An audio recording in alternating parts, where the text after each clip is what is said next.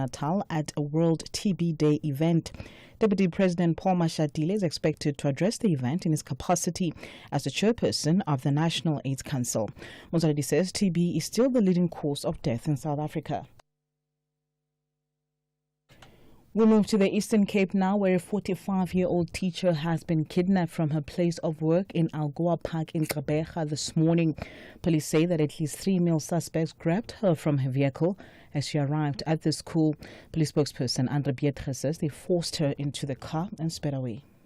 No ransom has been demanded yet. A case of kidnapping was opened by the police in Algoa Park and being investigated by Police Provincial Organised Crime Investigation Unit. Any person with information that could assist with this investigation can contact the investigating officer, Detective Warrant Officer Mike Johnny, at 071 475 1891 or alternatively phone Crime Stop at 08600 10111. Staying in the Eastern Cape, the extortion case against former SAA board member Yake Kwinana in the East London Regional Court has been delayed due to the unavailability of the charge sheet. Kwinana is alleged to have orchestrated a reign of terror against residents in East London. She reportedly extorted money while accompanied by armed men and ordered the demolition of the victims' properties. Kwinana was arrested in Gauteng last week. Lastly, a new drone technology, which is the first of its kind in Africa, has been launched in Humansdorp in the Eastern Cape. The initiative in the Kulga municipality aims to combat high crime levels in the area. The new technology will assist in ensuring a fast-tracked response to crimes in a municipality that is seeing a rise in gang-related activities. The Deputy Minister of Trade, Industry and Competition, Andrew Woodfill, says technology will lead to more successful prosecutions.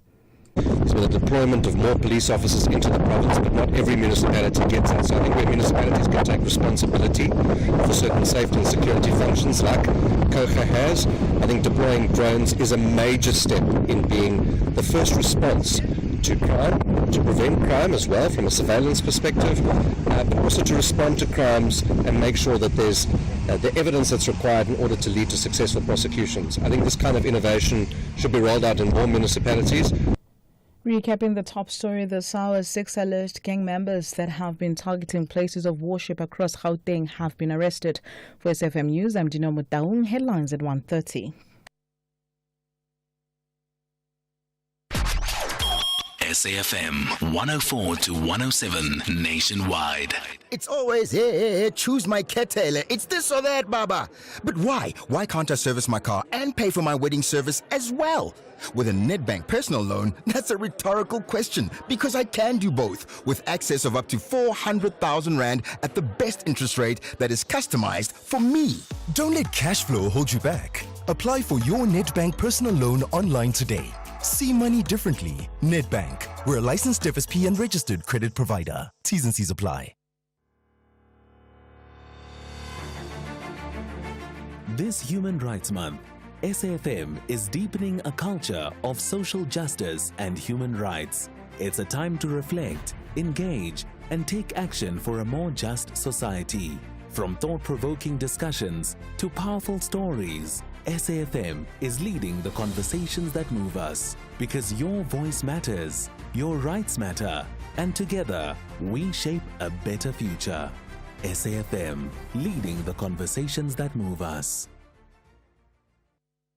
Iziko Museums of South Africa has reached a monumental milestone, the bicentenary of the South African Museum. Established in 1825, this iconic institution, housing more than 10 million artifacts and specimens, is a window to our planet's past, holding the keys to unearth the secrets of our histories. Step into the future, reimagine, explore, and join Iziko on an adventure as we mark 200 years.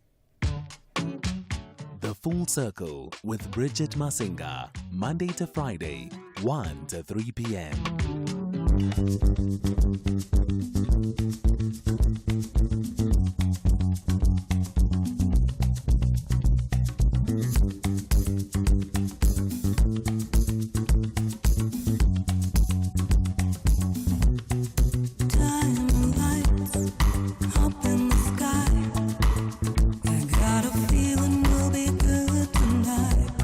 Share my world.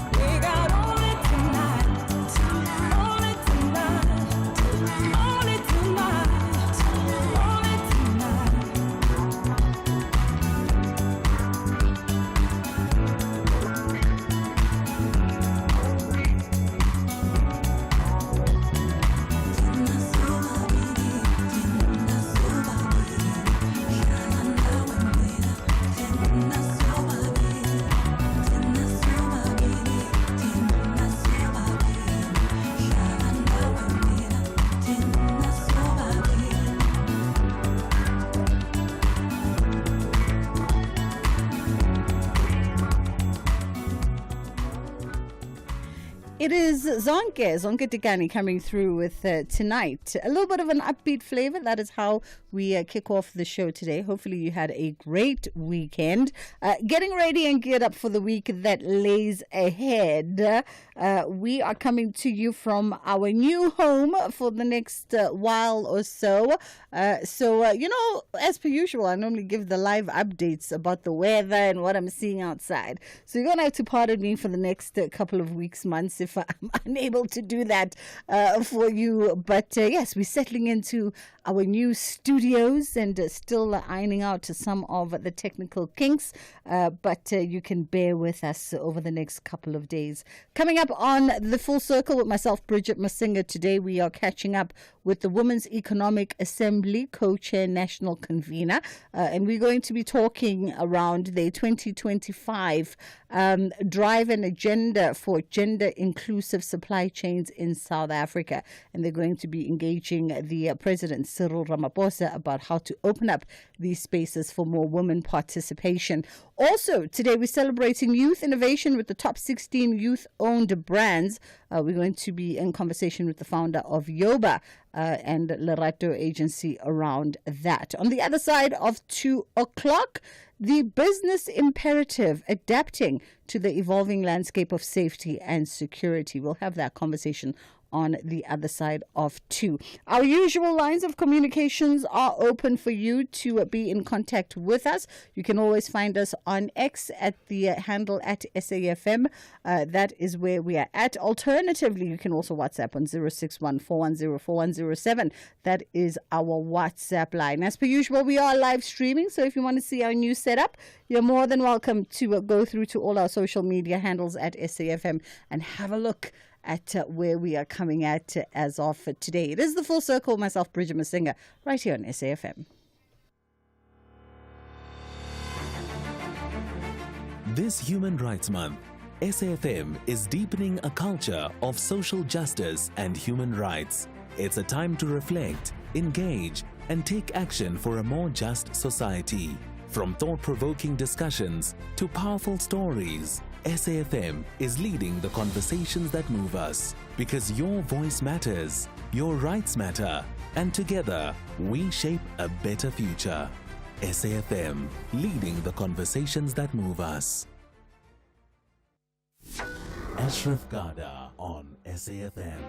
So they don't want to swap a card for whatever reason. They can get their money. Is that just for this month or even next month as well? It's going to, even next month, they would be able to go to the post office, but it's an inconvenience. Of course it is. You must understand that it's an inconvenience. But secondly, we have a suspicion, a reasonable suspicion, that certain people don't want to come and swap their card because of fraudulent activities, and they know that when they come to do their biometrics, they'll be nabbed. But we don't want. Are you saying that they don't want it because they themselves are guilty of fraudulent activities? Is that what you're referring to? We know that there are certain people that might not want to come forward to change the cards because there might be some fraudulent activities which are taking place. Paseka Letsatsi, the SASA head of communications. You're listening to the National Pulse. Missed it? Find the podcast at safm.co.za.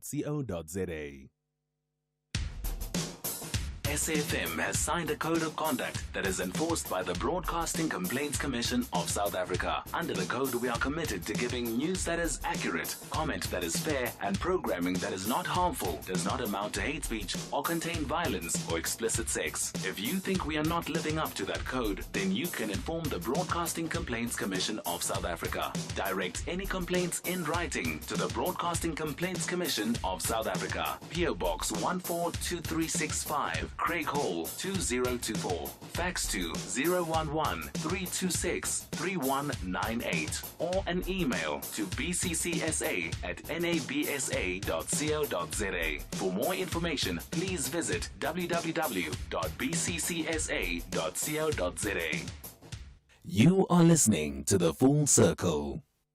All right, our first conversation for today, we are catching up with the founder of Yoba and Lerato Agency, celebrating youth innovation with the top 16 youth-owned brands. Established back in 2022, the Top 16 Youth-Owned Brands Awards is a platform that recognizes and celebrates youth excellence in Africa. How are you doing this afternoon, Pat? I'm very well, thanks to myself, and thank you so much for having me. It's only a pleasure. I'm good. For those who aren't familiar, perhaps give us a little bit of context and background, because the awards were established in 2022. But how far back does the Yoba movement go? Yes, the Yobas started in 2022, and really out of my two passions, one being, my love for brands, and the second one being youth development. And so combining the two passions, that's how the Yobas came into being. And really what we are trying to solve for here in the bigger scheme of things is obviously the high unemployment rate that we see in our country, and we believe that, it is through the building of brands that will create employment and ultimately, pay taxes and contribute to the fiscus of this country. The Yobas will be that platform that encourages young people to pursue excellence in building brands and contributing to the economy. And Pat, when we make reference to building and the creation of brands, right? What kind of sectors are usually finding expression at the Yobas? So we have 16 categories, and the reason why the number 16, we're also paying homage to the youth of 1976, what happened on June 16. Hence, we have 16 categories that we are giving recognition under, and they range across various sectors of the economy, starting from agriculture, apparel, fashion and design, media, technology, travel and tourism, beauty, and so we have 16 categories that we recognize young people under. And also we have a special one which is the only category that is really not contested by the public, which is Global Excellence Award, which is given to a young person that has done phenomenally well, on global platforms and also positioning our country in a positive light. Now, in a time when we know that the unemployment rate is at an all-time high, particularly as it pertains to young people, how important is it to actually create platforms like this that not only serve in part to recognize the hard work that they've put into building and creating these brands, but also serves in a way, I guess, to also give encouragement, right, and inspiration to other young entrepreneurs? Yeah, so I believe that, recognition can be the greatest motivator. So in us motivating more and more young people to take on entrepreneurship as a career option, to also not only start businesses, but to turn those businesses into household brands, it becomes very important, because there is a fundamental difference between running a business and actually building a brand. So when you play in the branding field, you're now playing in a long-term game, right? Which is what we need, because business is day-to-day transaction, is very transactional, very sort of short-term minded, right? But when you're playing in the branding game, in the brand game, now playing in the long-term game, where you now connect with your customers in a meaningful way, where now you can even charge more. For example, when you build a brand, and you see it with some of the brands that you and I consume and like, that no matter the price, sometimes just because you feel such a special connection with that particular brand, you don't mind rather spending money on it. And which is what we need, right? Because if you look at other economies that are strong today, that we sometimes will go with a begging bowl, for aid, those countries have managed to produce great brands that are paying taxes in those particular countries, and which is why we often go ask for money. So we want South Africa, in Africa at large, rather, to be a producing continent rather than a consuming continent. And it is through brand building that I think Africa will be liberated. Yeah. Let's take a quick pause here, Pat, and then we'll be back and continue our conversation. We're in conversation with Pat Mahlangu, founder of the Yobas, and that, of course, is the Youth Innovation Award, celebrating the top 16 youth-owned brands in the country. Think bigger than just a banking partner. Think a team of specialized experts supporting you to make better financial decisions to enable your growth aspirations. Think a strategic partnership, providing indispensable advice to help you make the right moves. Think bigger. Think Nedbank Commercial Banking. For more information, visit nedbank.co.za. See money differently. Nedbank. We're a licensed FSP and registered credit provider. The Cheetahs are very hungry for victory. However, Bafana Bafana say they are in the business of collecting 3 points. The West battles it out with the South. This is the FIFA World Cup 2026 African qualifier. Experience the delight of African football. Benin versus South Africa. On Tuesday, 25 March at 5:30 p.m. Live on SABC Sport on DTT Channel 4, S3, and at 6 p.m. on SABC radio stations. Also, available at your fingertips on SABC Plus. Proudly brought to you by SABC Sport.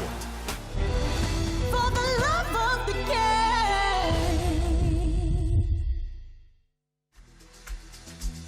From the shows that bring us laughter to the moments that inspire us, your SABC TV license makes it all possible.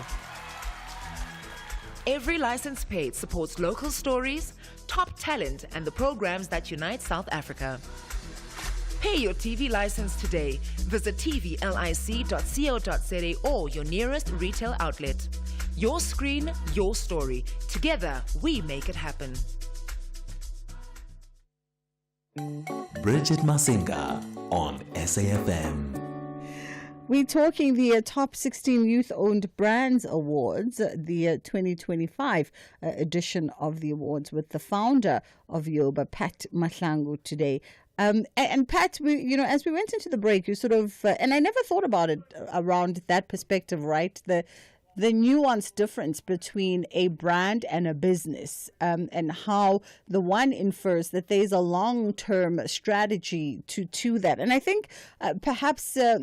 and I don't know, I stand to be corrected, but one would almost think that this needs to be a realization that is communicated to a lot of young entrepreneurs, right? Because I wonder, and you would know from experience, I wonder how many of them, when they go into a business, they're ultimately thinking long-term strategy of building a brand. Unfortunately, that's not the case, because we see it every year when we start. When we run the awards, some of the feedback that you receive from our winners, often they would say, "Oh, I wasn't aware that I was actually building a brand," and for me, this is reaffirming that I'm actually on the right path, right? So that indicates that there is a slight gap in terms of them thinking that whatever they're building today can have a long-term impact and can be something of value. Just to also give you a context, I think 2 weeks ago when Brand Finance released the most valuable brands in this country, that's in terms of their value. The top 10 is valued at over 500 billion, 600 billion rands. Just the value on its own, the value of the brand on their own. That really speaks to how powerful a brand can be, and also that it's something of value that you can attach as an asset for your company.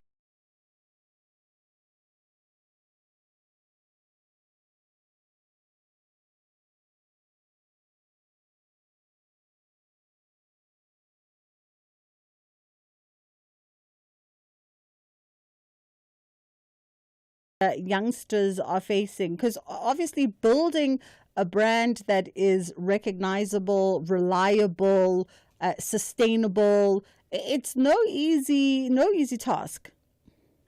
Absolutely, and I think the challenge in the main, obviously, it's resources, right?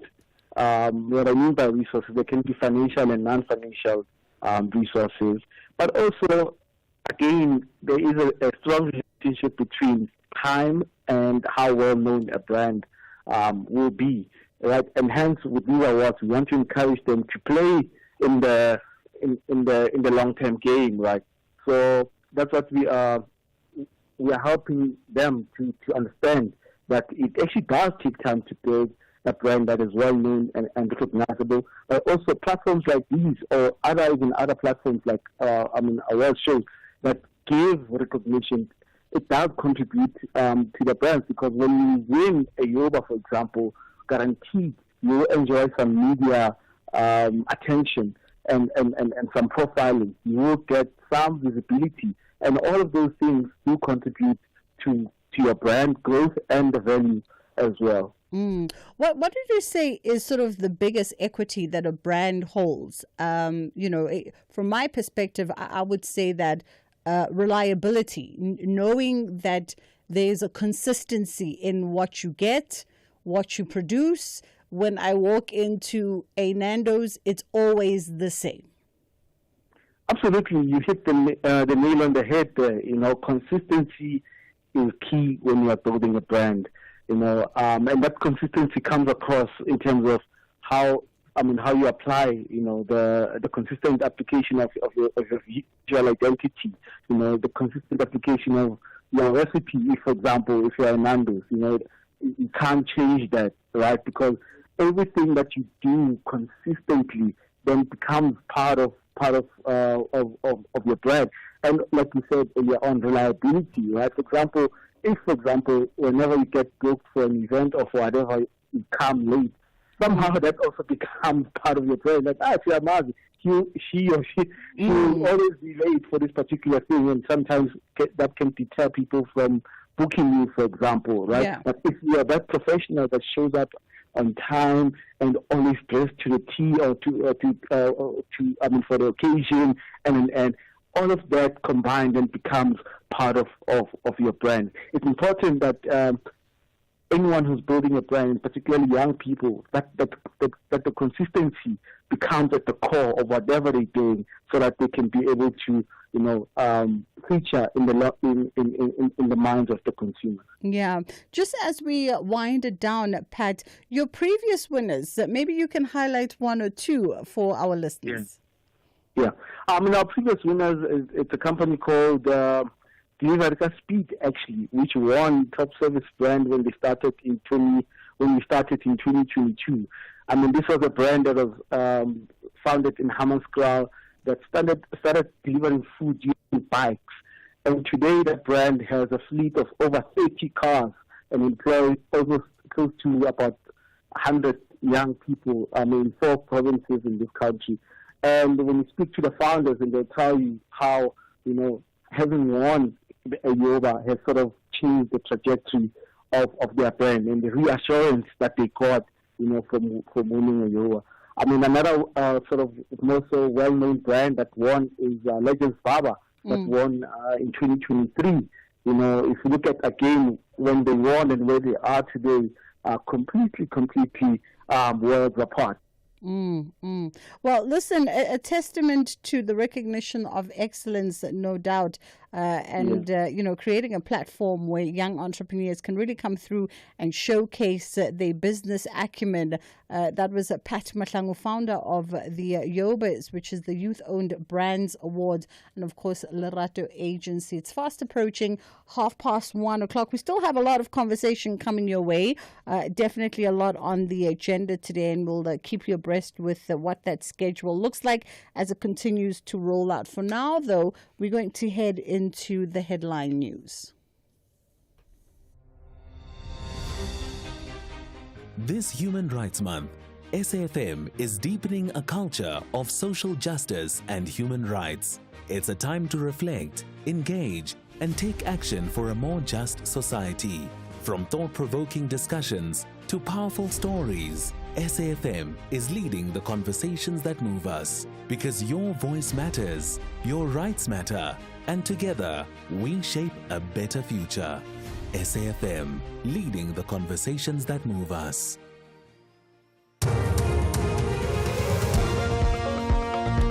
For the headlines at 1:30, I'm Dino Mutaum. Good afternoon.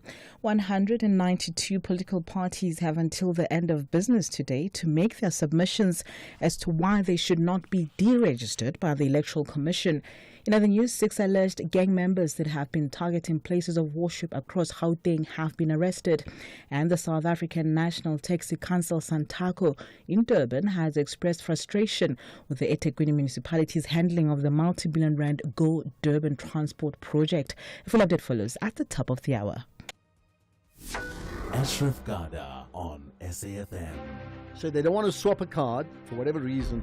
They can get their money. Is that just for this month or even next month as well? It's going to, even next month, they would be able to go to the post office, but it's an inconvenience. Of course it is. You must understand that it's an inconvenience. But secondly, we have a suspicion, a reasonable suspicion, that certain people don't want to come and swap their card because of fraudulent activities, and they know that when they come to do their biometrics, they'll be nabbed. But we don't want... Are you saying that they don't want it because they themselves are guilty of fraudulent activities? Is that what you're referring to? We know that there are certain people that might not want to come forward to change the cards because there might be some fraudulent activities which are taking place. Paseka Letsatsi, the SASSA head of communications. You're listening to the National Pulse. Missed it? Find the podcast at safm.co.za.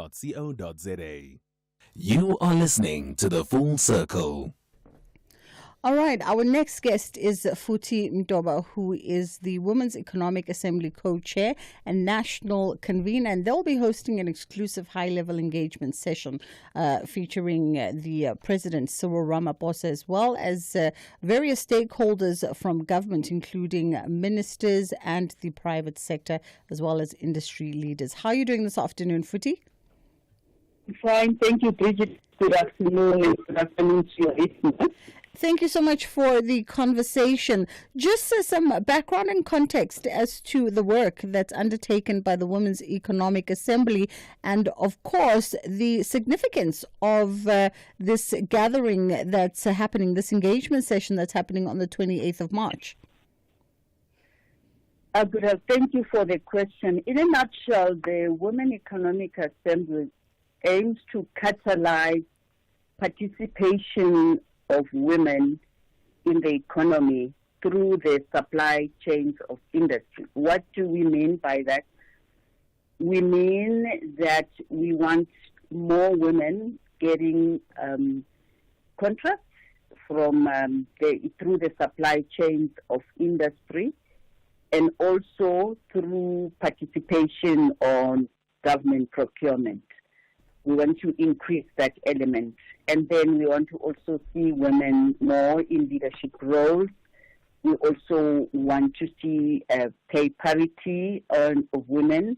And also we want to see women being supported through the system, through the development of women so that they are able to run those businesses.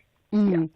As it stands right now, what is the representation, the representation of women, particularly within the government procurement space, as well as their participation in the supply chains of industry?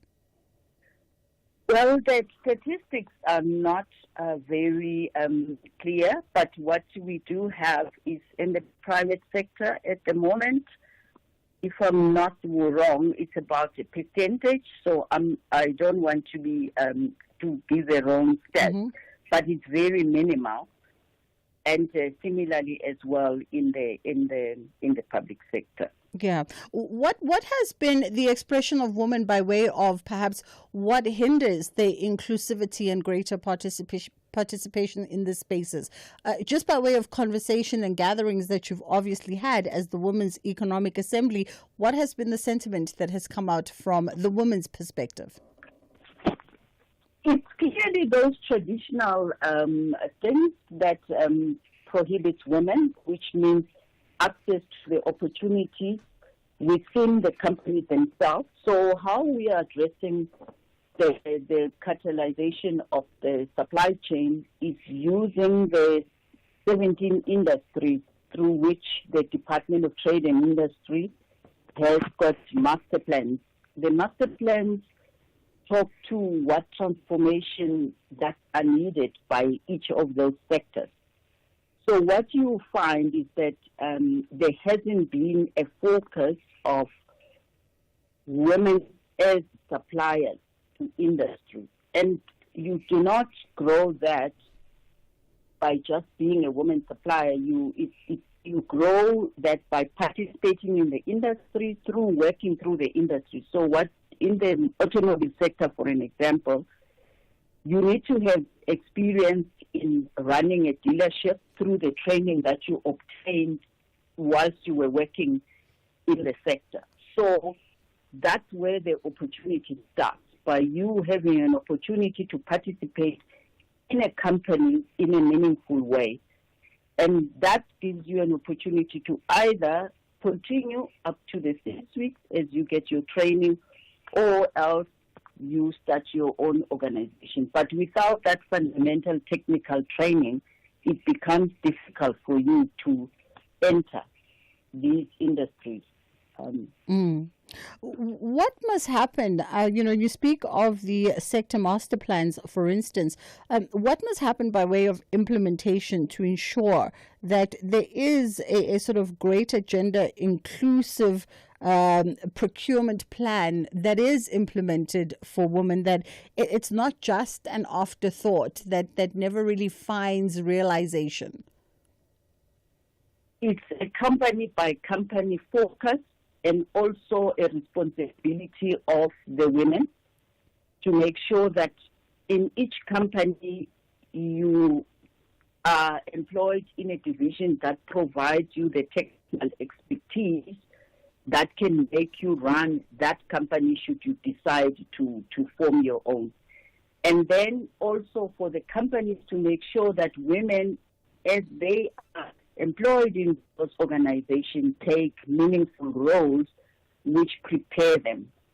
And that's why one of the our highlights for this meeting will be the presidential economic empowerment supply chain measurement tool, which will help us now map how women are trained in the organization, how many women-owned businesses are suppliers in each of these sectors. And then by so doing, we can also identify sectors where young girls should enter the industry, because some of those sectors you need to start from the education of the girl child, what they specialize in, whether they see opportunities in all the sectors, particularly the technical sectors. How does the commitment made by government for 40% preferential procurement target for women-owned businesses, how does that come into play in the greater conversation? And talk to us as well about this Act number 28 of 2024, right? Because that introduced broader procurement reforms that should shape the future of inclusive economic participation. But we're very good on policy in the country. We lack very much on implementation. That's right, but that is exactly what the Women Economic Assembly is trying to address, in terms of taking responsibility to translate the policy that the government puts out there into an implementable instrument. And you can only do that if you really deliberate. So your question was, how is government focusing on the 40%?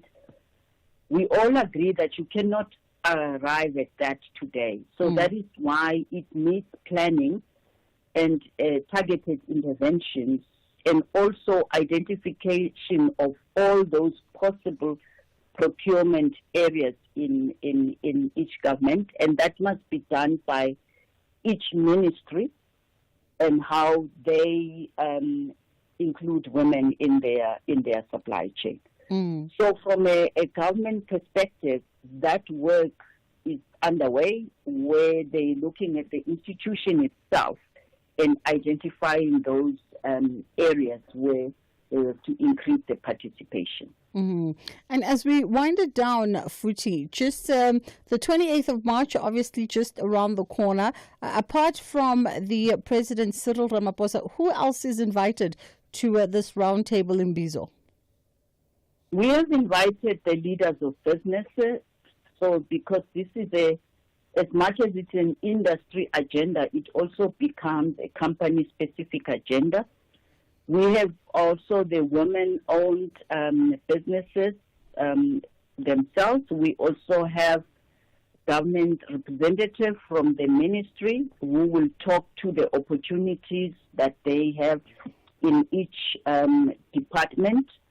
And then the business sector as well, they will talk to commitments of what they intend to do next year and going forward. And also, importantly, we will review why hasn't certain milestones been achieved, what are the lessons that need to be learned. And then we will also celebrate success, because there has been success. Absolutely. And we also need to acknowledge that and celebrate it. Futhi, thank you so much for the time. We have to leave it there for this afternoon. That was Futhi Ntomba, who is the Women's Economic Assembly co-chair and national convener. And they are coming together with the various stakeholders come the 28th of March, just to unpack exactly how far or how progressed they are in terms of including women more in procurement participation. It's gone 2 o'clock. It's time for us to hit a quick break, and then we'll be right back on the other side. Over the last 50 years, one man has played an unparalleled part in transforming British society. This man is Rupert Murdoch.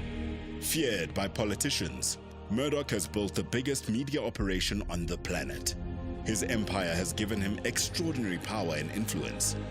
The rise of the Murdoch family is an electrifying study of the Murdoch dynasty, charting the ups and downs of an empire.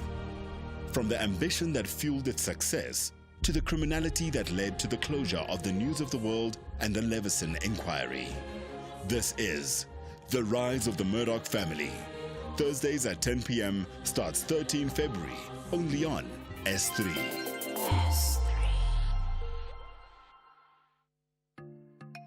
The price of milk may be going up, but with Outsurance, you could be saving on your car insurance premiums. Like Irfan, who saves 411 Rand a month on his 2012 Ford Figo 1.4. For a while, I've been looking for ways to save money, and within 10 minutes, I was signed up with him. I'm saving 411 Rand a month. Outsurance helping me save money. Switch and save today. SMS out to 30754. That's out to 30754. With Outsurance, when you look at it, it sounds too good to be true, but it's good. It's true. Have you heard about the legendary Out bonus? After 3 consecutive years of not claiming, you'll get 10% of your paid premiums back in cash. Isn't it time you got something out of your insurance? SMS out to 30754. That's out to 30754. With Outsurance, you always get something out. A licensed insurer and FSP. T's and C's online. Whether we are at the workplace, within communities, at school, or with our friends and family, we all need to demonstrate the kind of responsibility that we would like to see in our country's future. SAFM commemorates Human Rights Month. MEC for Finance in the Eastern Cape Province, Mlungi Simvoko, will on the 25th of March 2025 be presenting the 2025-26 budget at the provincial legislature in Bishu at 10 a.m. This comes at a time when government has committed to growing the economy of the province, creating jobs and improving the lives of the poor. You can follow them on social media pages, Facebook under MEC Mlungisi and Eastern Cape Provincial Treasury, or on X at EC Treasury, and of course on LinkedIn under MEC Mlungisi Mvoko. Bridget Masinga on SAFM. All right, catching up with my next guest now, Kane Kosu, Kane Kosu, who is the brand custodian for Relate Water. Millions in the rural communities still walk an average of 6 kilometers daily to collect water. And as we commemorated Human Rights Day on Friday, which it's a day that precedes World Water Day, the country stands on the brink of a severe water crisis. How are you doing this afternoon, Kane? I'm doing great. It's a pleasure to be with you. Thank you so much for taking the time. And that's the thing, right? You know, we keep saying that the next war will be waged on the availability of water. And uniquely so, South Africa has been having this conversation now close on a decade, and it almost seems as though with each year we add another province that has got a pressing water crisis.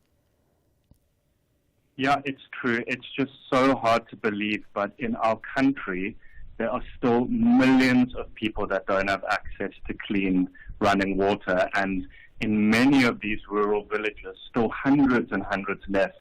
Women who are often accompanied by their children will walk, as you said, on average of 6 kilometers every single day just to get water from polluted, unsafe sources. So we have this radical crisis on our hand, and the solution is entirely preventable. And we'll definitely get to perhaps exploring what the solutions should be in our unique situation. But let's talk about how we found ourselves here. How have we found ourselves in a situation where literally the entire country is on the brink of water, and we know that access to clean, drinkable water is becoming more and more of a pressing issue, even in the big metros? Yeah, exactly. Relate Water, we like to focus on rural South African villages as a start. I think in this country we speak about so many issues that affect our people, but really until we have the conversation about water, which is this basic human need, it's hard to have conversations about everything else, about anything else. And the founder of Relate Water, Lauren Gillis, always believes that the sun exists in the sky, the water exists below. All we need is the technology, the infrastructure, and the funds to bring it to our people, and that's exactly what we're trying to do. From a rural perspective, walk us through what are the challenges from an infrastructure perspective, a resource perspective. What have you found by way of the research that you've done and the conversations that you've had with communities as Relate Water? Well, at Relate Water, what we believe is that you have to have community involvement in order for the water systems that we put in to be sustainable. So firstly, you've got to have a kind of strong local partnership and government. So what we do is we establish relationships with community elders, traditional authorities, and municipalities to align our projects with local governance structures. We also really believe that the community needs to manage these systems. So each project is governed by a community-elected water committee, which is usually 7 to 9 members with at least 50% women representation. And we also, of course, believe that skills development and employment is crucial. So we focus a lot on youth employment. 10 young people, 5 women and 5 men from each village are recruited and trained in our water systems. There's hands-on training and there's certification and wages. And before we even go to these villages and test for water and try raise the necessary funds to put in the infrastructure, we cement these relationships and we nurture them so that the systems can last for life. Let's talk a bit as well about, some of the work that you've done. And you talk a lot about incorporating communities within the projects, right? Give us some examples here. I know you've done some work in Mpumalanga, for instance. Talk to us about those projects and how those solved the issue, and whether or not there were also some unique challenges that you face when you start implementing projects in community. Well, last year was a very heartwarming year for our team. It was our first Relate Water Walk in 24, and at that stage we were raising funds for the Noma Wahuku village in Mpumalanga. So there were 4,000 residents there that had absolutely no running water. We did the Relate Water Walk. We had people and companies walking from all around the world to raise funds and entering. And we were lucky enough to raise the funds to bring water to them. So now there are 14 taps throughout the community. This has kind of reduced all their waterborne diseases like diarrhea, skin infection. It's created time, especially for women and children who no longer have to walk hours each day to fetch water. And now that time is being used for education, for work, for women looking after their families. If you know anything about the eradication of poverty in the world, you know that one of the most important components is the empowerment of women. And when women are empowered, they have time, and we can alleviate the burdens that they face around fetching the water, around the health issues that they and their families face. And this year we're raising funds for the 4,480 people of the Iglington Malwana village in Mpumalanga. So the Relate Water Walk 2025 is between the 21st and the 30th of March, which is right now. If you go onto our website, you can enter the walk for just 300 Rand. You can gather your friends, your family, your colleagues, and you do 6 kilometers wherever you are in the world. And that's in solidarity with the women and children who have to walk this daily. And as I mentioned before, this is direct impact. For each entry, we deliver water to one person for the rest of their life. By way of the sort of the solutions and the infrastructure that you put in place, or that yourselves and your partners put in place, is it a 360 solution? So you come in, you source the sort of, you get to the source of the water, purification, put in the infrastructure, ensures it runs. How does that all paint us a picture of how that works?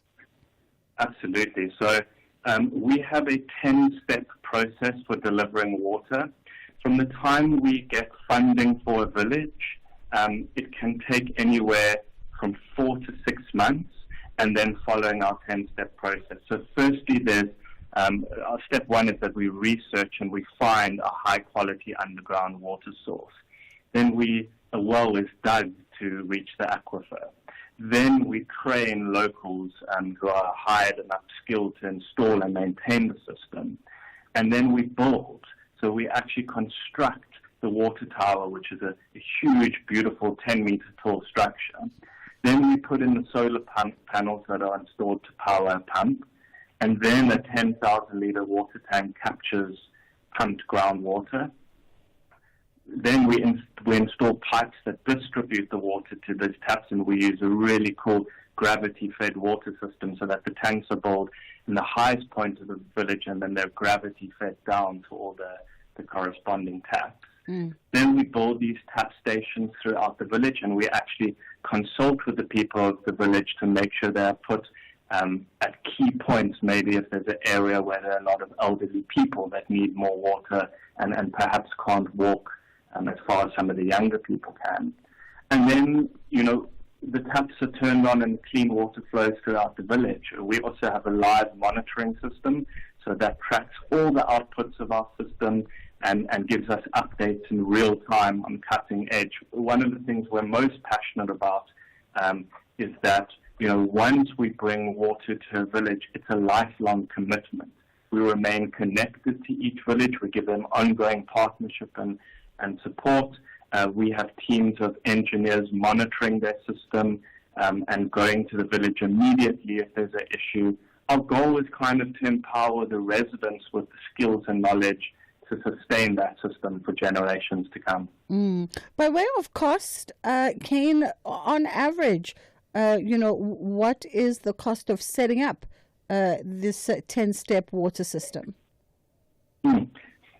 So the cost to set up and deliver water to a village of anywhere from, it's typically 3,000 to 5,000 people, sometimes it can be more, is approximately 1.7 million Rand.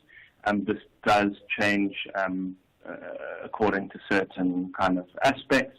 But yeah, that's it. I mean, that is for costs to survey, to drill and test, to construct the towers, to put in the solar panels and the pump, to raise the water tank, trench digging for piping, installing the taps, and then kind of supervision, remote monitoring, water quality sampling and maintenance.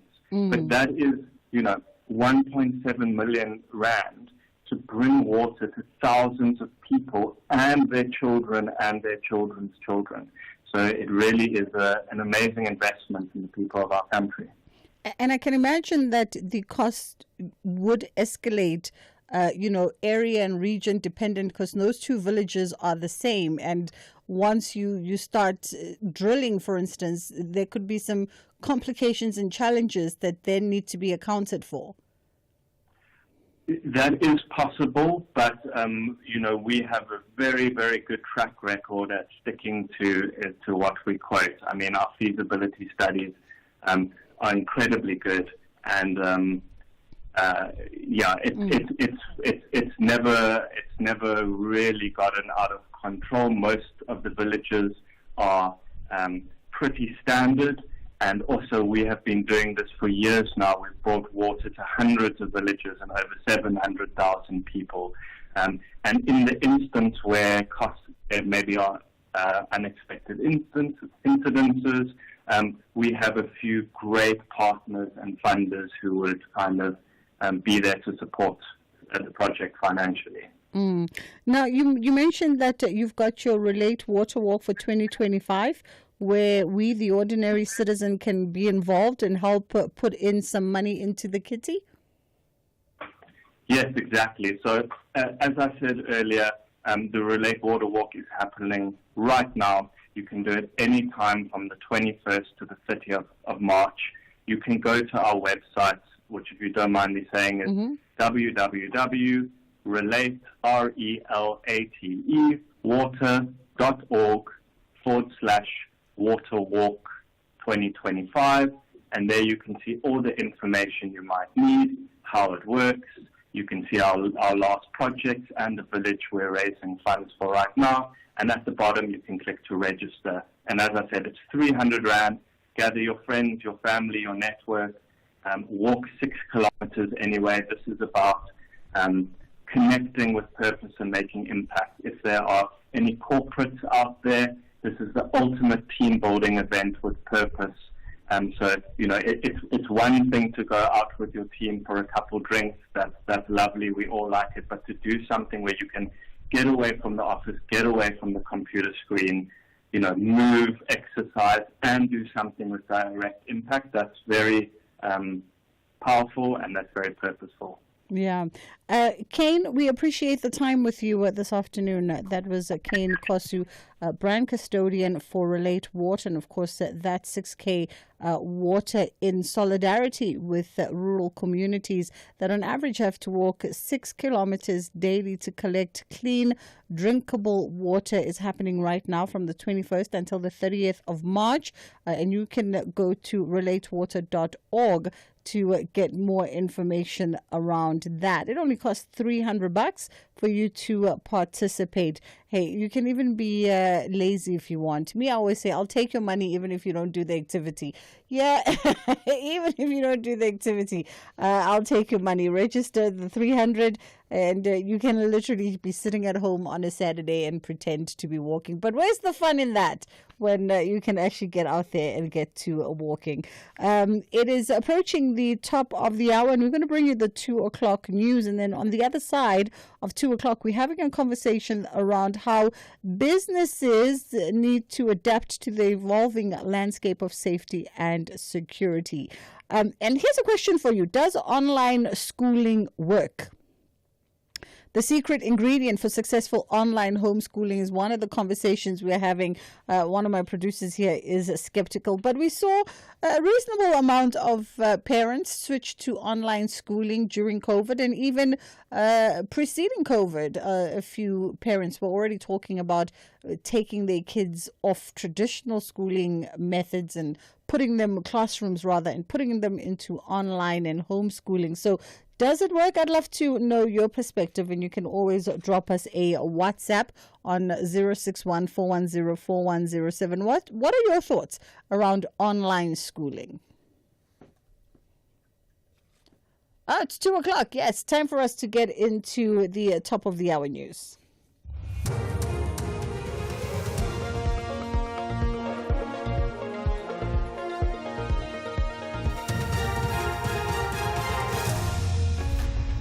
Top stories: deadline looms for political parties to avoid deregistration, and first deportation flights lands in Venezuela from the U.S. A very good afternoon with the news. I am Dinoma Daung. 192 political parties have until the end of business today to make their submissions as to why they should not be deregistered by the Electoral Commission. Over a week ago, the IEC issued a notice of cancellation of registration to inactive political parties, including the South African Communist Party. Natasha Piri reports. The SACP has responded and says that it has made submissions a few days after receiving the Commission's notice. The Commission has highlighted the importance of political parties, notifying them of their continued existence as the register of parties is kept current and those parties with no intention of contesting future elections are deregistered. There are currently over 600 registered political parties in South Africa, with 383 registered nationally and 226 at provincial or municipal levels. I am Natasha Piri in Johannesburg. 6 alleged gang members that have been targeting places of worship across Gauteng have been arrested. The arrests were made in the early hours of this morning in Sophia Town following a robbery in Florida west of Johannesburg. Officers recovered a large quantity of sound systems from the suspect's vehicle. The suspects have been linked to over 10 robberies in eastern, northern and western Johannesburg. Gauteng Community Safety Department spokesperson Ofense Morani. The Gauteng Independent Community Safety commends law enforcement agencies for arresting a notorious gang in the early hours of this morning in Sophia Town that have been targeting places of worship across the province. Law enforcement agencies have been following up on information regarding a group of suspects operating in a Toyota Quantum, committing violent crimes at various churches in Gauteng. The suspects would reportedly enter places of worship at night, hold security guards hostage, and steal high valuable sound systems. In more law enforcement news, police have made over 12,000 arrests through the nationwide Operation Shanela in the past week. Those arrested were wanted for various crimes, including robbery, rape, attempted murder and hijacking. Police spokesperson Vincent Mokati says KwaZulu-Natal recorded the highest number in most of the crimes. Just this week, 1,753 wanted suspects were arrested for various serious and violent crimes such as murder, attempted murder, rape, business and house robberies. 167 suspects were arrested for murder. Majority of these suspects were arrested in KwaZulu-Natal with 45. 123 suspects were arrested for attempted murder. In other news, the South African National Taxi Council Santaco in Durban has expressed frustration with the eThekwini municipality's handling of the multi-billion rand Go Durban transport project. The aim of the initiative is to use modes of transport, including buses, rail and taxis, to link 9 corridors. The project, which costs 9 billion rand, was meant to be completed in 2017 and start operating in 2018. However, it has been dormant for 8 years. Santaco chairperson is Amatula Mkhize. The principles that we agreed upon and we signed with the city have been ignored. A new program altogether is being pursued. In this instance, we have national government having different directions and positions on the program, and local government, and we are the victim here. In fact, not even the industry only, but even the community at large and the passengers. Further afield, a flight carrying Venezuelan migrants deported from the United States has landed in Caracas for the first time since last month. Nearly 200 men were on board. President Nicolas Maduro had stopped accepting the return of Venezuelan nationals after the Trump administration accused him of failing to cooperate on its anti-immigration policies. On Saturday, Venezuela announced a new deal had been reached. Recapping the top story this hour, 192 political parties have until the end of business today to make their submissions as to why they should not be deregistered by the Electoral Commission. For SFM News, I am Dinoma Daung. Headlines at 2:30. SAFM 104 to 107 nationwide. Get unbeatable football odds with SuperSport Bet. From derbies to title deciders, our Super Boosts give you boosted odds you won't find anywhere else. Switch today and get a 100% deposit match up to 5,000 Rand. Supersport Bet is licensed by the Western Cape Gambling and Racing Board. Bookmaker license 101911097. No persons under the age of 18 are permitted to gamble. Winners know when to stop. National Responsible Gambling Program toll-free counseling line 0800 006 008 or WhatsApp help 076 675 0710. Ashraf Garda on SAFM. Would you then say that Ibrahim Rasool overextended himself in terms of his role as an ambassador by making the comments he made? From the U.S. perspective, he certainly would have gone beyond, because remember, his role here is as an ambassador who is supposed to be maintaining open communication channels. He's supposed to be conducting things that are aligned with diplomatic norms and so on. And the question then becomes, is that how he was sent here by the President Ramaphosa? Because he's representing Ramaphosa. He's representing South Africa. Pearl Matibe is Washington, D.C. based geopolitical analyst and correspondent. You're listening to the National Pulse. Missed it? Find the podcast at safm.co.za.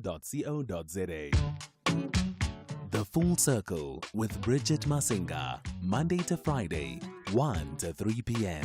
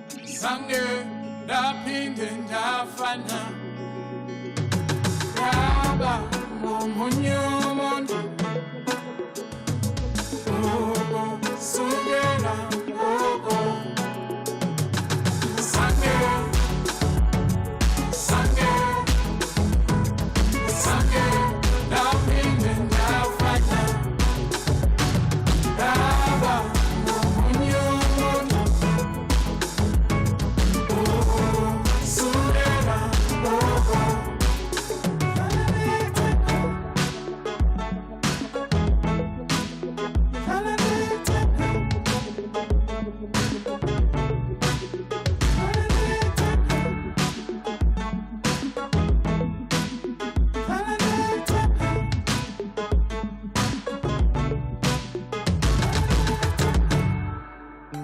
Bridget Masinga on SAFM. Puma nankosi ngiyaphuma ndifihle kwingozi nentsha nayo yonke imimoya thatha indawo njengosomandla sindisa impilo yami kwababantu abalunganga kuba namhlanje ndibonile uba silwe nenyanga silwa nemimoya namhlanje ndibonile uba asilwe nabantu thina silwa nemimoya asilwe nabantu thina asilwe nabantu thina silwa nemimoya asilwe nabantu thina asilwe nabantu thina silwa nemimoya silwa nemimoya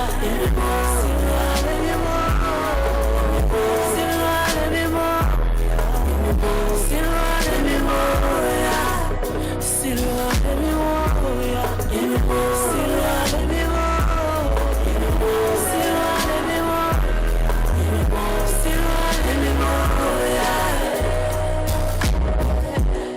ezinye izinto azilungi nobungazama zibanjwe emoyeni ezimfazwe sizibonileyo aziqali namhlanje ziqale emoyeni ngoba emoyeni kuyaliwa emoyeni emoyeni emoyeni emoyeni emoyeni emoyeni emoyeni emoyeni kuyaliwa asilwe nabantu asilwe nabantu silwa nemimoya asilwe nabantu asilwe nabantu silwa nemimoya silwa nemimoya silwa nemimoya silwa nemimoya silwa nemimoya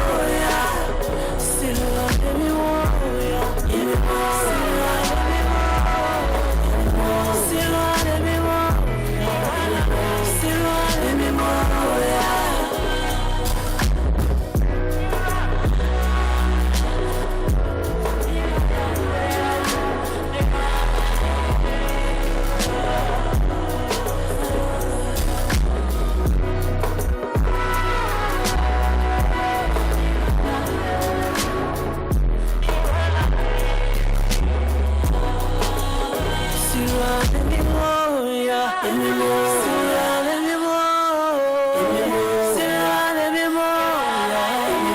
silwa nemimoya silwa nemimoya It is Nati coming through. Imimoya is the name of that particular song. And of course, Bongiziwe Mabandla before that as well. What a beautiful way for us to kick off this hour of the show. If actually we weren't a break, so we weren't broadcasting, we weren't live streaming, but we had the volume on full blast here in studio. Full blast, because thoroughly enjoy those two artists. Imimoya, Nati. We're going to be having a conversation now around the business imperative, adapting to the evolving landscape of safety and security. And we know with South Africa's high crime rates and the ever-changing nature of security threats, businesses must continuously adapt their safety and security strategies in order for them to remain resilient. We've got Brad Suku joining us now, CEO of Stallion, to walk us through this conversation. How are you doing this afternoon, Brad? Good afternoon, Bridget. I'm fantastic. How are you doing? I'm great. Thank you very much. Businesses in South Africa have to operate under very trying environments, right? Given our high crime rates, given also what we see by way of cyber security and cyber attacks, there's a lot that it takes for a business to just remain resilient and also ensure safety protocols in South Africa. Yeah, Bridget, definitely. Unfortunately, I think most businesses are under a lot of pressure. I think security remains one of the highest spends for most businesses because of the crime threat in this country. I think we all know that we've got a bit of a battling, should we call it a battling economy? We don't want to be too unconfident, but the economy is not doing well at the moment, and that coupled with a large spend in terms of security makes business in South Africa a little bit tougher than everywhere else in the world. Now, as crime evolves, should businesses be also evolving perhaps at an even more faster rate, or anticipating what the next thing might be? Definitely. I think in the end of the day, businesses need to be proactive and need to try and evolve quicker than the crime syndicates are evolving. I think one of the biggest movements in the security industry in South Africa is the movement towards technology, and particularly with artificial intelligence. The technology side of security is really growing at a rapid pace, and businesses need to keep up with that, because no longer are the days where you just have one or two security officers protecting your premises. I think the crime has evolved, the threat has evolved, and businesses need to keep up to date with that and look towards integrating their security solution, in other words, bringing technology together with manpower to give yourself an integrated solution to best combat crime these days. Given the evolution of crime and the acceleration of crime, how has that also shaped the evolution of the security industry and perhaps even security protocols? And what kind of trends perhaps are you seeing that are emerging as businesses try to safeguard their assets and also, I guess, safeguard their consumers? Exactly. So I think the biggest shift has been from a manpower security industry to the combination of manpower and technology. Technology is getting cheaper, manpower is getting more expensive, and I think most companies are reducing their manpower and going with the combination of manpower and technology. So I think that's the biggest shift, and I think in the end of the day, you've got to have that combination, and that's where, from Stadion side, with the integrated solution, that's what we are trying to drive in telling our clients, saying to them, guys, you can't just have manpower anymore. You need to combine that with your technology. The technology industry is moving so quickly, and artificial intelligence is moving so quickly in this world. You really can improve your security by driving the technology side of it. Brad, I want us to just take a quick pause here, and then we'll come back on the other side and continue, and perhaps we'll explore exactly what that integrated solution might look like for businesses and what kind of technologies should they be considering to incorporate as a part of their safety and security tools and measures. It's fast approaching 20 past 2 o'clock on The Full Circle with myself, Bridget Masinga, on SAFM. From the shows that bring us laughter to the moments that inspire us, your SABC TV license makes it all possible. Every license paid supports local stories, top talent, and the programs that unite South Africa. Pay your TV license today. Visit tvlic.co.za or your nearest retail outlet. Your screen, your story. Together, we make it happen. Ashraf Garda on SAFM. So they don't want to swap a card for whatever reason. They can get their money. Is that just for this month or even next month as well? It's going to, even next month, they would be able to go to the post office, but it's an inconvenience. Of course it is. You must understand that it's an inconvenience. But secondly, we have a suspicion, a reasonable suspicion, that certain people don't want to come and swap their card because of fraudulent activities, and they know that when they come to do their biometrics, they'll be nabbed. But we don't want... Are you saying that they don't want it because they themselves are guilty of fraudulent activities? Is that what you're referring to? We know that there are certain people that might not want to come forward to change the cards because there might be some fraudulent activities which are taking place. Paseka Letsatsi, the SASSA head of communications. You're listening to the National Pulse. Missed it? Find the podcast at safm.co.za. Iziko Museums of South Africa has reached a monumental milestone, the bicentenary of the South African Museum. Established in 1825, this iconic institution, housing more than 10 million artifacts and specimens, is a window to our planet's past, holding the keys to unearth the secrets of our histories. Step into the future, reimagine, explore, and of course join Iziko on an adventure as we mark 200 years. You are listening to The Full Circle. We are in conversation this afternoon with Brad Suku, who's the CEO of Stallion, and we're exploring a conversation around adapting to the evolving landscape of security and safety, particularly for businesses in the context of South Africa. And there's so many threats out there that business have to consider. And what are some of the solutions, perhaps, moving forward that could be put in place? And Brad, you'd mentioned integrated solutions, right? A combination of manpower and technology. And when we look at technology-driven security solutions, there's all kinds of things that are out there on offer, from the likes of AI surveillance, biometric access. We've got drone monitoring, for instance. But how are businesses integrating these tools to enhance their security strategies? And what's the financial burden on businesses? Because not everybody has the same capacity. Yeah, thank you. So there is definitely a financial burden. I think over the long term, what Stallion tries to do, and I think a lot of the security companies are trying to do, is to actually show a return on investment over the 3 to 5 years. So if you take your technology price at the moment and depreciate that or amortize that over a 5-year period, and then you take your security officer with the annual increase, because the minimum wage rate is going up above CPI every year, over 5 years, you should actually get a saving. The main thing is to combine your technology with manpower. So you have to look at reducing the amount of security officers you got on site in order to show a bit of a saving to cover the technology spend. And we've seen, particularly with remote site monitoring, a lot of our clients are actually even doing away with the physical manpower.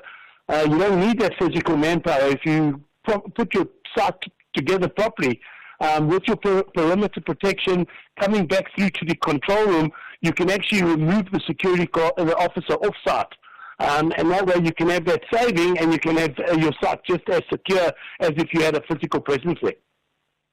You know, interesting as you talk about sort of all of these measures from a business perspective, I think that even from a residential perspective, right? I look at my estate, for instance, the security measures and protocols that are put in place now and very much integrated are at the higher end of the spectrum. And yet, for some reason, well, not for some reason, because data shows us so, South Africans still feel unsafe. Business owners still feel unsafe, and they're still very much susceptible to a lot of, criminal elements. Unfortunately, the truth of the matter is that crime is increasing.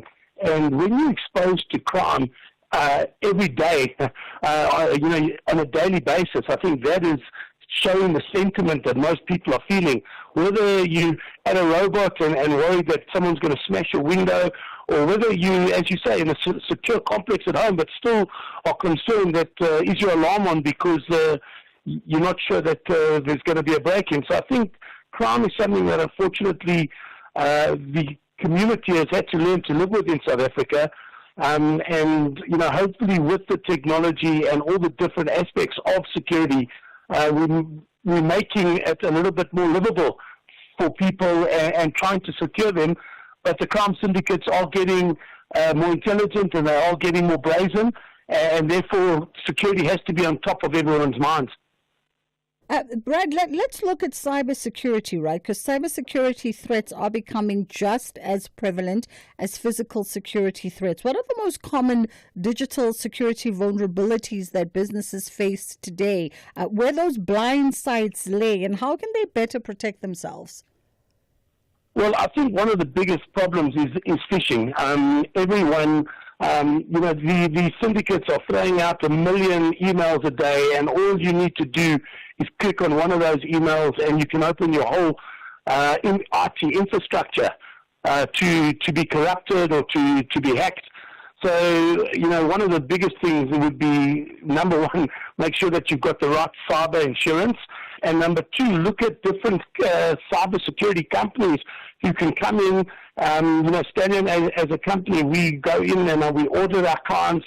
We do penetration attacks on our clients and try and see if we can hack their system, because that way you actually find the vulnerabilities and close them before the hackers do. And I mean, I can imagine the cost implications of something like that. Again, we talk about, the affordability versus the security element.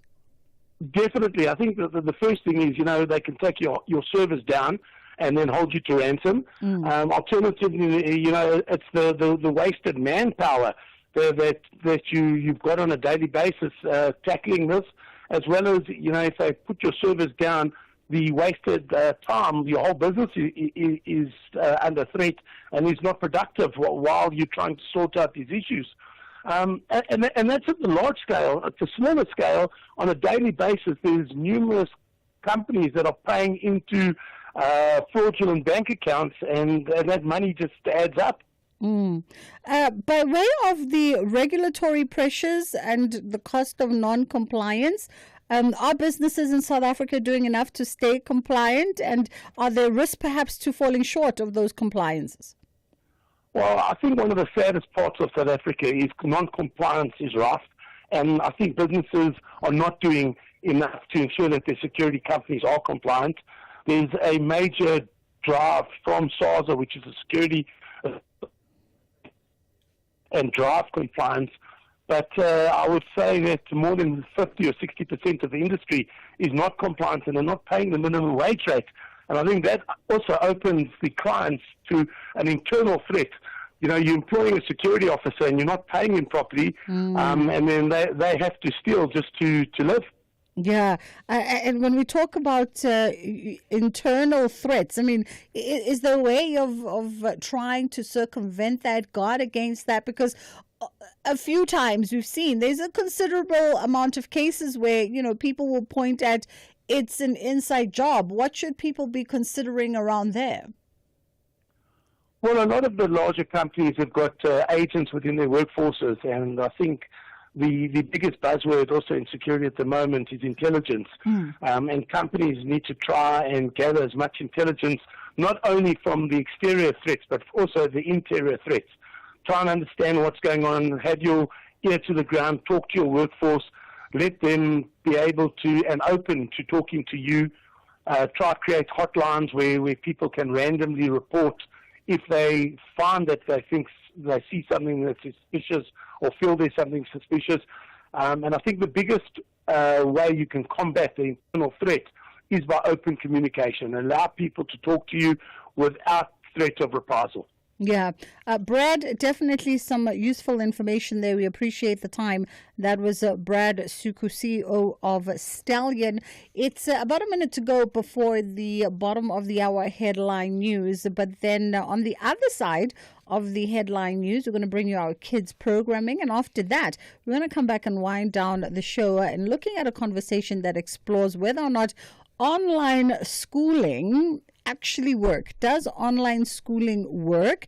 And what is the secret ingredient for success if one is homeschooling or online schooling? I'd love to know, because I get the feeling that this could be one of those where it's polarizing. Some people believe in it. Some people have tried it. It's worked for them. Other people are skeptical. You cannot change their mind. They want the traditional form of going to school, going to a classroom, interfacing with a teacher. But I'd love to know from you, what are your thoughts around online schooling and homeschooling? 061-410-4107 is our WhatsApp line. That's where you can send through your WhatsApp voice notes or your messages, but we always prefer the voice notes. So 061-410-4107 is our WhatsApp line. With the headlines at 2:30, I'm Dinoma Daum. Good afternoon. 192 political parties have until the end of business today to make their submissions as to why they should not be deregistered by the Electoral Commission. In other news, Finance Deputy Minister David Masondo says there's a serious need for the country to attract foreign direct investment in order to address economic growth. And U.S. and Russian officials are meeting in Saudi Arabia as President Donald Trump continues to push for a swift end to the war in Ukraine. A full update follows at the top of the hour. Bridget Masinga on SAFM. This program is brought to you by SABC Education, enriching minds, enriching lives.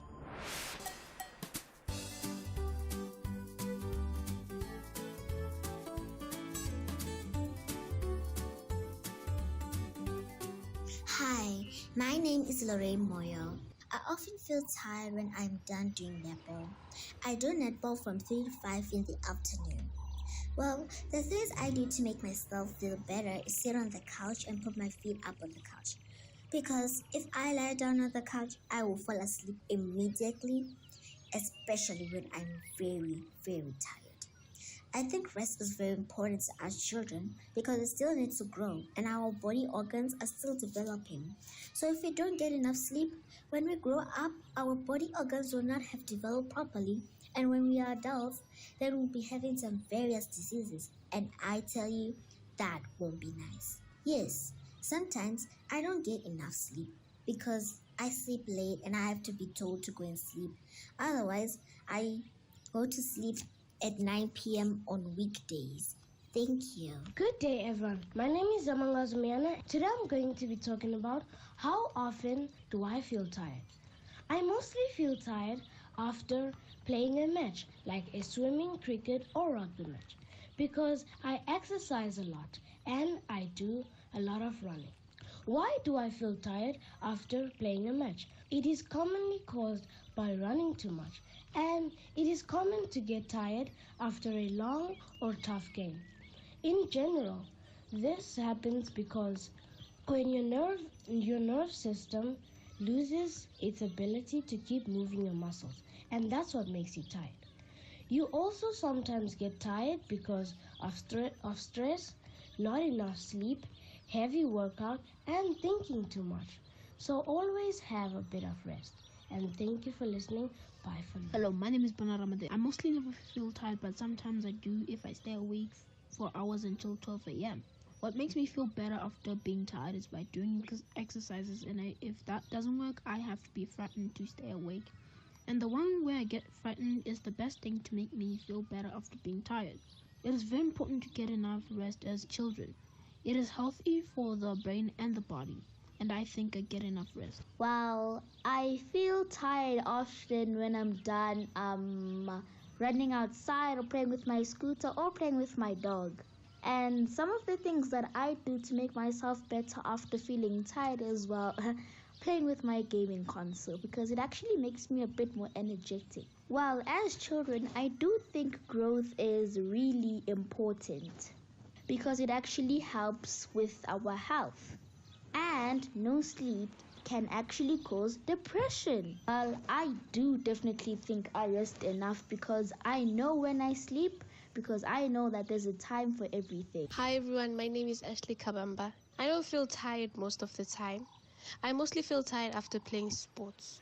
When I'm very tired, what I mostly do is drink lots of water and rest. To me, rest is important for children because when you have enough rest, your body is more stronger and well developed. I'm sure I rest enough. My name is Durezang Ndlovu. I go to Macaulay House School. I am tired most of the time when I come home from school or from playing. I usually get home and try to make myself look and feel lively. Basically, I'm gaining my energy. I think it is very important for children to rest so that they can concentrate in class and be healthy children. I do really think I rest enough. My name is Bridget Masinga. Today I'm going to talk about tiredness. Sleep. Sleeping encourages the body to develop and the muscles and bones to stretch and relax. A child needs extra sleep in the earlier years of life to make sure that they grow. Okay, I feel tired about 3 times a week. I mostly feel tired after school because of the exchanging of classes and writing. I know walking is good for you, but doing this the whole day, trust me, it's tiring. Yes, I do think I rest enough. Sleeping, exercising, riding a bike, eating healthy foods is good for you. Thank you for listening and tuning. Bye for now.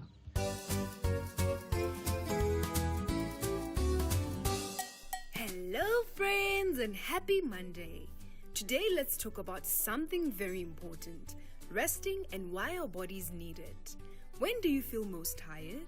Maybe after a long day at school, playing outside, or even after reading a book or learning a lot? Our bodies and mind work hard every day, and just like a phone needs to be charged, we need rest to recharge. What do you do when you feel tired? Some kids take a nap, others drink water or sit down for a while. Some might even listen to music or read a book to relax. Now, what helps you feel better when you're tired? Do you think you get enough rest? It's important to have enough sleep at night and to take breaks during the day. Getting enough rest helps us stay happy, focused, and full of energy. Right now, some of you are already on school break and some will be going on break at the end of the week. This is a great time to rest, recharge, and take care of yourself. While breaks are fun for playing and spending time with family and friends, don't forget to also take time to relax, sleep well, and refresh your mind before the new school term. Here are some ways to relax and recharge after a long day or during your school break. Take deep breaths and stretch. Read a book or listen to calm music. Drink water and eat healthy snacks. Get enough sleep at night. Now, why is resting so important? Resting helps our brains and bodies grow, keep us from feeling grumpy, and helps us stay strong and healthy.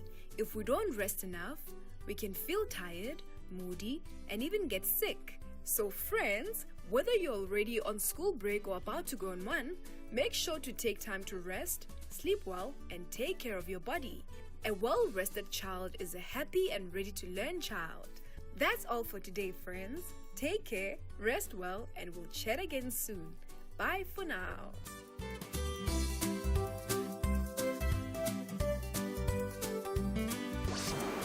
This program was brought to you by SABC Education, enriching minds, enriching lives.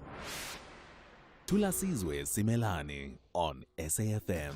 How disruptive did you find yesterday's blockage of roads by striking EMPD officers using official vehicles to stage that protest? It's lawlessness that we must not tolerate. And I've sent a very strong message to all law enforcement agencies, the SAPS, including the Ekurhuleni leadership. This must not be tolerated.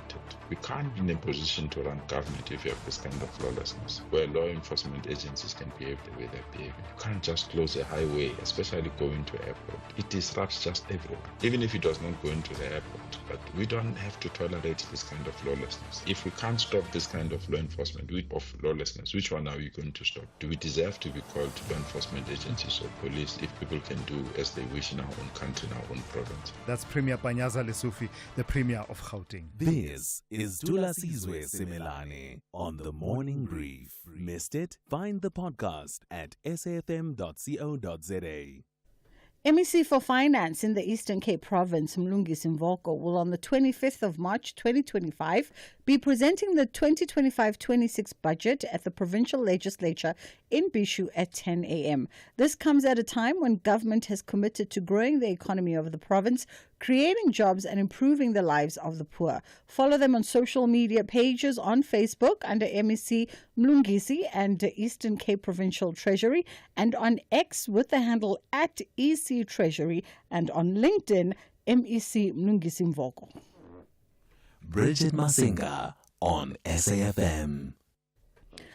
Catching up with my next guest now, we are talking to Joanne Buchner, and the conversation is around online schooling. Does online schooling work? Is there a secret ingredient for successful online home schooling? How are you doing this afternoon, Joanne? Hi, Bridget. I'm well, thank you. Thank you for having us on your show today. Only but a pleasure. Only but a pleasure. I mean, online schooling is something that I think has been brought up even pre-COVID by a few parents out there. I've heard in conversation where one that sticks out to mind is comedian David Gow and his wife decided that their kids would be online schooled way before COVID. Is this something that a few parents, perhaps an idea that they ventilate? And what are their thoughts and sentiments around it, good and bad? Look, I think homeschooling has been, around for some time, but I think it got boosted maybe with the onset of COVID and everybody suddenly being forced into an online environment for some time. And I think from there it opened up quite a lot of possibilities in what could actually be and how we could better deliver things to that particular market. So I think a lot of it is also it's a personal preference as to what you want to choose and what you think is going to be best suited to your family values and to the individual child itself. Themselves.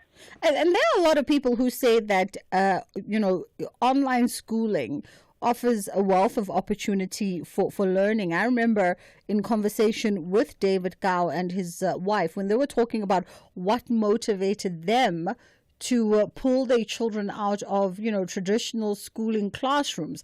And they said that actually they realized that their children weren't thriving in those traditional environments, that from a social perspective, it wasn't the kind of construct that had a positive impact on their kids' progress. 100%. So I think what's exciting where we are now in the sort of educational landscape is that it's not necessarily a one-size-fits-all model anymore. There are so many different things available, and you can choose and tailor things to specific individual child's needs, to family needs, whether it is values or whether it is perhaps the family travels a lot, and so going online homeschooling affords them that opportunity to still create a good educational space for their child, but they have that sort of freedom. We also have, we see quite a lot of students who are very good sports people, and so they need a flexibility in order to be able to keep up with their training. So an online environment there where there's that flexibility is also often more beneficial for them. And when you talk about the flexibility element of it, right? I mean, it's an incredible plus, I think, for families that need that, or students even that need that and that learn it differently. But then one wonders about the negative elements by way of the constant barrage of distraction, and the things that could challenge perhaps how efficiently one conducts online schooling. Let's talk about that a little bit. How do parents and guardians sort of safeguard against that so you ensure that when it's schooling and nothing else is happening but schooling? 100%. I think, each environment has its own specific challenges.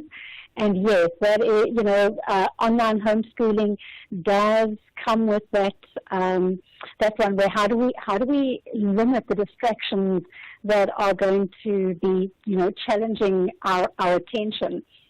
So it's really for me about instilling certain habits and being very intent about being present in the class.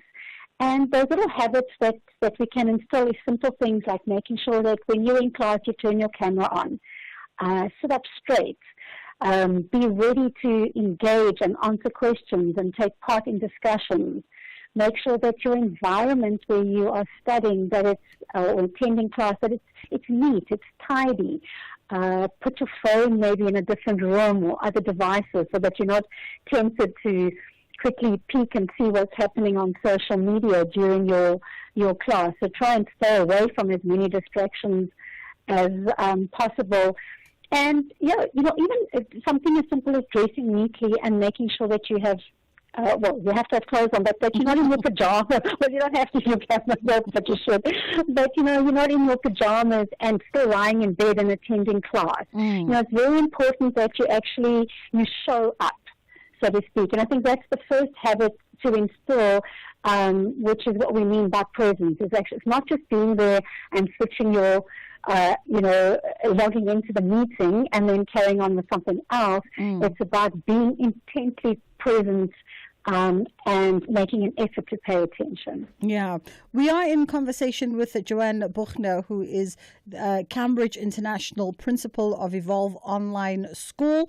And we're talking around online schooling. Does it actually work? And perhaps the secret ingredient for successful online homeschooling. And in part, Joanne has just said presence being one of it. Because I think it speaks to, we make light of when it's time to go to class, even class online at home, one needs to rise up from bed, dress appropriately. All these are indicators to say it is now school time. No matter how your day is designed for that school time, whether 10 to 12, 2 to 4, whatever it is, at those intervals, you are then expected to conduct yourself and be present in a way that indicates that now sessions of learning are beginning. And everything from what I understand from what you're saying, everything in the homing environment then needs to enforce that and speak to that and be consistent about that as being part of the secret to the success. 100%. Like we said, that showing up is the first thing, and it's just one of the ingredients to success. We actually have this little formula at Evolve that we subscribe to, with presence being the first one, and then once you've showed up, it's about being committed to the learning process. So, be committed to your timetable, create a schedule to manage your time. Showing that you are really what's the word? You are really you're buying into the process, and then once you've got that, then that's when the engagement happens. Now we're present, we're committed. Now we can engage. We are taking part in class. We're answering the questions. We are interacting with our peers. Yeah. We're grappling, we're working with the content. And once you've got that, then we see development happening. And mastery and understanding of the content and the work, the curriculum, the syllabus. And once you've got all those 4 elements, we believe those are the 4 elements for complete success, so to speak, in the homeschool learning environment. Do you think, Joanne, that perhaps we also misunderstand the concept of homeschooling? Because as you're talking about, I'll refer to it as being plugged in to the schooling environment. As you're talking about being plugged in, being focused, being interactive, engaging with your peers, I'm just thinking offline as a build-up. We're talking with one of my producers who seems to be on the nay side of homeschooling. And she was, she brought up the issue around socialization and how your kid becomes socialized in an isolated environment. And as you're talking now, I'm just wondering that, do we perhaps have a misassociation as to how homeschooling looks and works? I think the question around sort of socialization is a very pertinent one. And it is something that, a lot of parents, a lot of people question about the homeschooling environment. I can talk to our particular school, so to speak. We have small classes, which is quite nice. So that fosters a place of sort of feeling safe, where children can then express themselves in those sessions and get to know their classmates, because we're not sitting with 100 children, we're sitting with between maybe 12 and 16 children in a class. So It creates a nice safe space. Our teachers are very available to our students through the Teams platform. So we're always helping, and we're always available to converse with them. Building community within the space is one of the big drives of Evolve Online School, with our parents as well as with the students, where they can get to know each other and they can ask questions and they can interact. Yeah. And we also then do look at having some sort of live events and connecting people who are geographically in the same area, so that there is also a little bit of that face-to-face. But a very interesting question, and I can maybe just add to that we actually took part in a research project with Cambridge International last year about do online schools, do children get proper engagement, and do they get to experience all of this? And there were schools, we were the South African school, there were schools in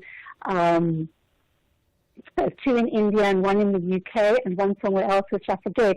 And it was quite encouraging to see how much engagement and community there actually is within the environment, because it almost seems like a contradiction. Yeah. Because you're on a screen, yes. Absolutely. I want us to just pause here for a second, Joanne, and then we'll come back on the other side and wrap up the last few moments of our conversation. And then, how? SK, where are you going with that stuff? My dog, I'm going whale watching. New hobby, you see. Finally going out to explore the world. Giri levels, Dwana.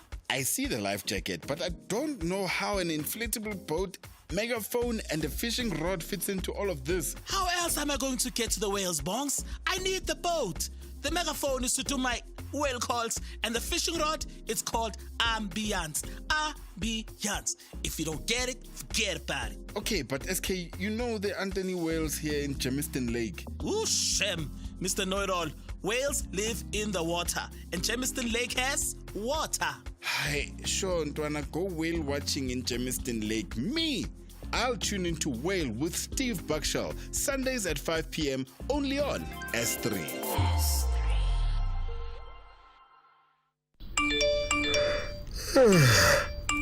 Huh? Don't wake up to less money or no money in your account. Add an extra layer of security for unusual transactions. Nominate a trusted person on the Standard Bank banking app. If something seems off, they can decline transactions for you, even while you sleep.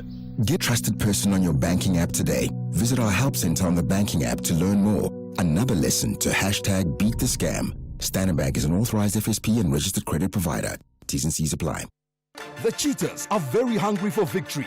However, Bafana say they are in the business of collecting 3 points. The West battles it out with the South. This is the FIFA World Cup 2026 African qualifier. Experience the delight of African football. Benin versus South Africa. On Tuesday, 25 March at 5:30 p.m. Live on SABC Sport on DTT Channel 4, S3, and at 6 p.m. on SABC radio stations. Also, available at your fingertips on SABC Plus. Proudly brought to you by SABC Sport.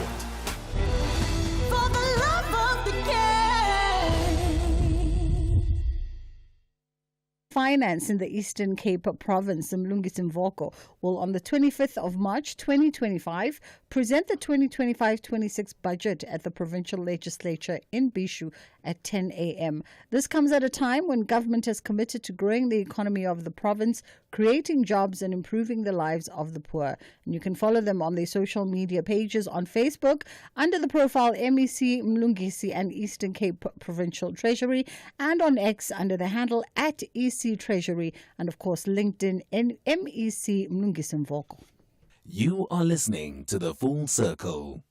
We are in conversation with Joanne Buchner, with the Cambridge International Principal of Evolve Online Schooling, and we're looking at the benefits and perhaps maybe the areas of challenge when it comes to online schooling. And Joanne, I wanted to find out, by way of support for parents, because I would figure that this is a sort of an approach that the whole family needs to be intentful and behind. What kind of support do yourselves at Cambridge International or even other faculties and institutions offer for parents just to ensure that they are well prepared on the one hand and also well prepared to give the necessary support to their children throughout this journey? I think, coming into the homeschool environment, you're quite right. It's a family decision. It's something that they've decided they're going to embark on. Up front, we are normally quite clear about what the expectations are, what those look like from a schooling perspective and then from a parent perspective, because in the homeschooling environment, there's obviously a lot more responsibility that falls then on the shoulder of the parents. We can provide the curriculum, we can provide the classes, we can do all the fun stuff on the screen and do the assessments, but the parent themselves needs to be committed to that process and that they need to ensure that their child is attending the classes. They need to make sure and check up that their child is completing their tasks and submitting the work and helping them study in their home environment. From our perspective support, we run quite a lot of webinars where we obviously give our tips and we help and we encourage the parents from that perspective. We're also available to help them and chat to them if they're having any issues. We are very open to that, an open door policy, so to speak, more like an open message policy. You can, message and we will help and support you.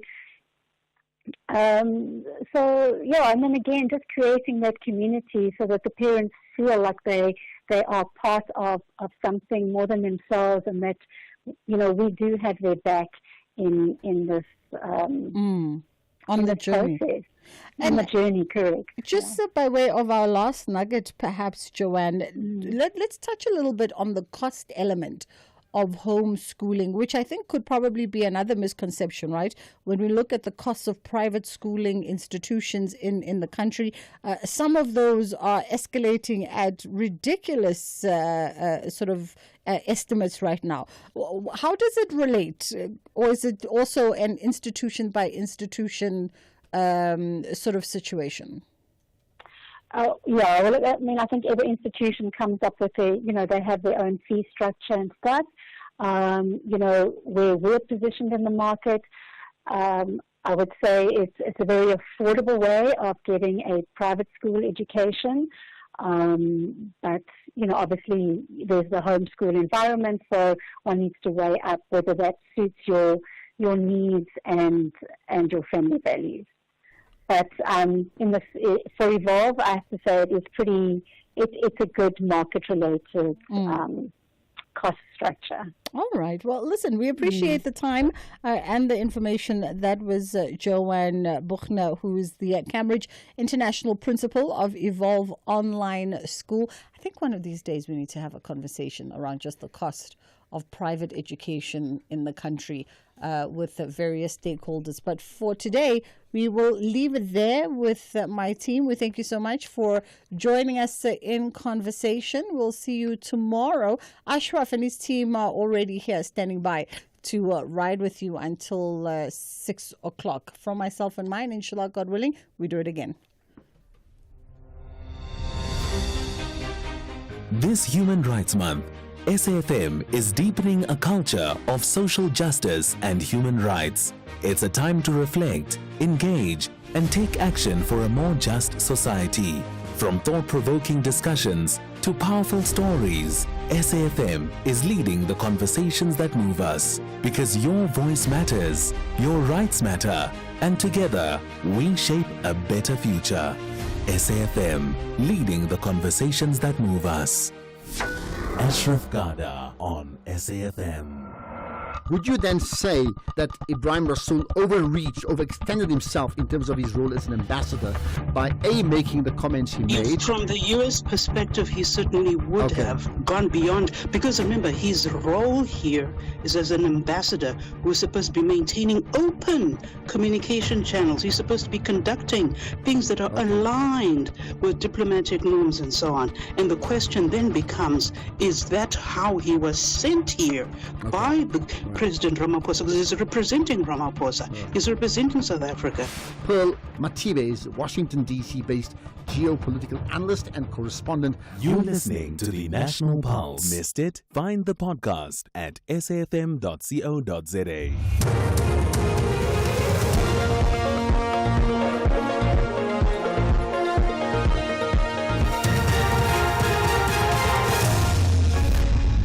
Top stories: deadline looms for political parties to avoid deregistration, and US-Russia talks in Saudi Arabia focus on Black Sea ceasefire. With the news, I'm Dinoma Daum. Good afternoon. 192 political parties have until the end of business today to make their submissions as to why they should not be deregistered by the Electoral Commission. Over a week ago, the IEC issued a notice of cancellation of registration to inactive political parties, including the South African Communist Party. Natasha Piri reports. The SACP has responded and says that it has made submissions a few days after receiving the Commission's notice. The Commission has highlighted the importance of political parties, notifying them of their continued existence as the register of parties is kept current and those parties with no intention of contesting future elections are deregistered. There are currently over 600 registered political parties in South Africa, with 383 registered nationally and 226 at provincial or municipal levels. I am Natasha Piri in Johannesburg. Moving to the Free State, the Human Settlements Department in the province will forfeit about 50 million after failing to spend the funds. The money will now be transferred to another province. Dear member of the provincial legislature, David van Vieren, has told Parliament's Portfolio Committee on Human Settlements that the province has forfeited between 500 to 600 million rand